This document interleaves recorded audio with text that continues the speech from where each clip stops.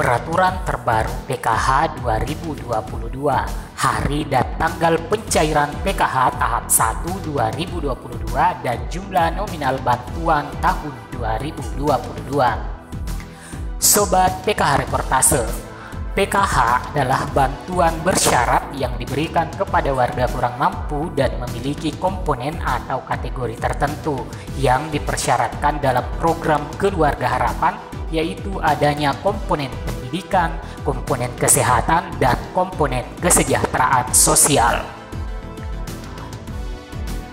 Sobat PKH Reportase, sebelum kita membahas jadwal pencairan PKH 2022, khususnya pada tahap 1 2022, perlu diketahui bahwa selain syarat yang disebutkan tadi, data anggota keluarga harus terdaftar dalam Data Terpadu Kesejahteraan Sosial atau New DTKS dan yang sesuai dengan kategori penerima PKH menurut Kementerian Sosial.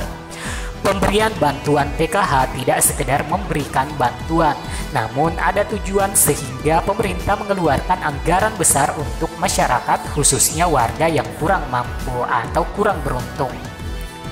Tujuan PKH: 1. Meningkatkan taraf hidup melalui akses layanan pendidikan, layanan kesehatan, dan kesejahteraan sosial. 2. Mengurangi beban pengeluaran dan meningkatkan pendapatan. 3. Mendorong perubahan perilaku dan kemandirian keluarga penerima manfaat. Yang keempat, mengurangi kemiskinan. Dan yang kelima, inklusi keuangan.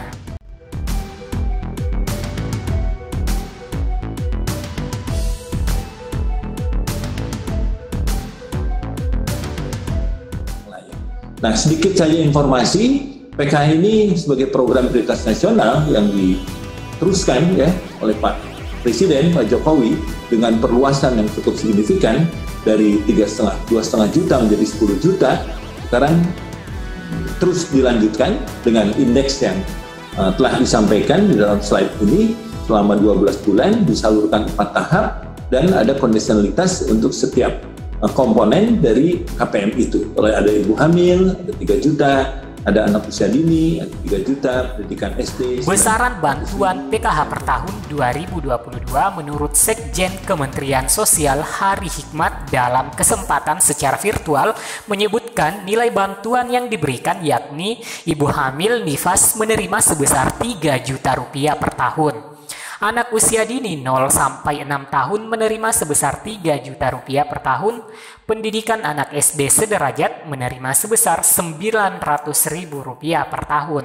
Pendidikan anak SMP sederajat menerima sebesar 1.500.000 rupiah per tahun. Pendidikan anak SMA sederajat menerima sebesar 2 juta rupiah per tahun. Penyandang disabilitas berat menerima 2.400.000 rupiah per tahun. Lanjut usia menerima sebesar 2.400.000 rupiah per tahun. Sebelum kita lanjut, untuk jadwal pencairan PKH yang baru berkunjung, sempatkan subscribe dulu dan mengaktifkan lonceng notifikasinya agar selalu berita terbaru, mendidik, dan aktual dari PKH Reportase.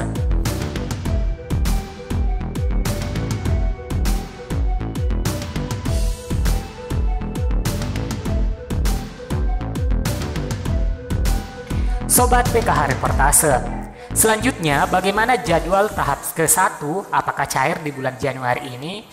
Kapan, hari, dan tanggal penyalurannya? Sesuai jadwal yang ditetapkan oleh pemerintah di tahun 2022, PKH terdiri dari 4 kali pencairan dalam setahun, yakni berikut rincian jadwal penyaluran bantuan sosial PKH. Tahap 1 disalurkan Januari-Maret, tahap 2 disalurkan April-Juni, tahap 3 disalurkan Juli-Agustus-September, tahap 4 disalurkan Oktober-Desember. Sobat Sosial, mari kita cermati kenapa bantuan PKH itu lumayan memakan waktu, bahkan bisa saja bertahap dan jadwal pencairannya berbeda-beda di setiap daerah, atau bahkan dalam satu daerah tidak serentak cair ke semua peserta PKH.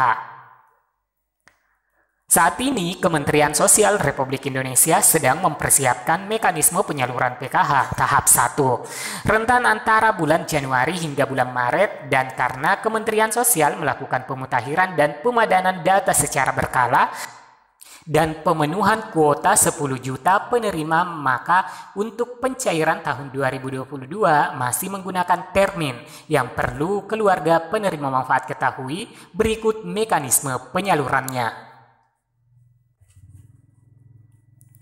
Setelah dilakukan pemutakhiran data, komponen dan kategori untuk tahap 1 2022 untuk menentukan jumlah besaran data bayar sesuai dengan komponen dan kategori keluarga penerima manfaat yang telah dilaksanakan oleh pendamping PKH di bulan November kemarin dan Desember lalu, dan pemutakhiran DTKS secara berkala, maka yang pertama, Kementerian Sosial akan membuat SK pengesahan terlebih dahulu kepada nama keluarga penerima manfaat yang sudah valid dan siap secara update data.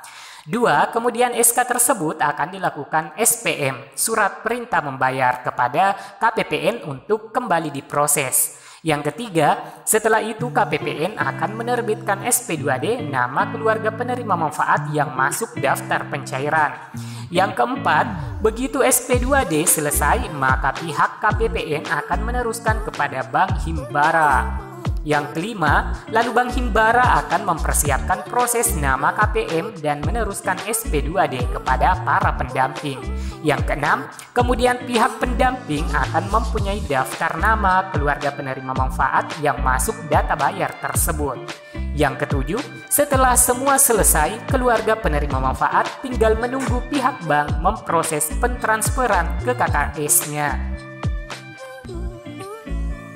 Melihat begitu panjangnya proses penyaluran PKH, maka keluarga penerima manfaat harus tahu tidak ada satu orang pun, siapapun dimanapun yang tahu kapan, jam berapa, tanggal berapa, hari apa PKH cair. Semua butuh proses, tidak perlu bertanya sebuah pertanyaan yang tidak jelas seperti kapan PKH cair, sebab SP2D ada di pendamping. Pun KPM masih harus menunggu 2-3 hari lagi bank mentransfer saldo ke rekening KKS peserta.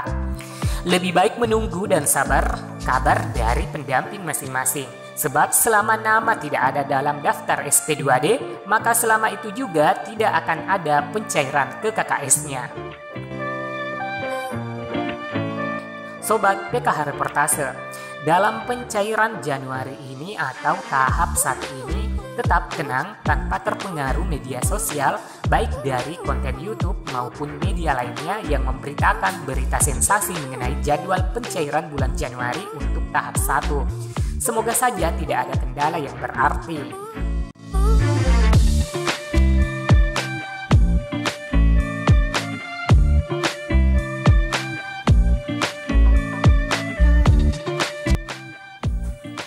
Semoga penjelasan ini bermanfaat. Saya Amran dan kerabat Info Bansos pamit. Jangan lupa subscribe dan aktifkan lonceng notifikasinya.